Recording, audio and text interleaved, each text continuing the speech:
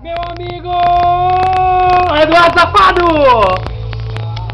Não porque nós estávamos preocupados com o meu amigo Max, mas finalmente ele deu a graça a alma da graça e tal.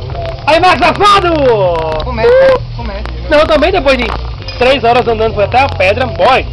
Gado bravo pra pedra do Ceará é longe demais, mano. Fazer o quê, né? Mas, meu amigo, tô disposto hoje. Tá disposto? Tô disposto. Não, porque eu fui dar uma caminhada, não sei o que, fui comprar um picolé, não sei o que.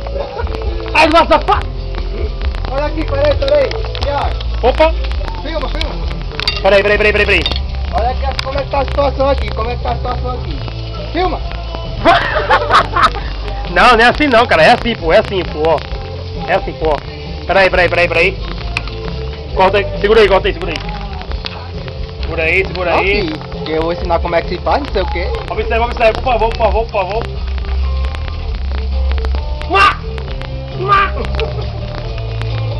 Ah, foi fraco, melhor meu. Segura aí, olha aí como é que se faz, tá ligado? Olha aqui, ó, espera a multidão, ó.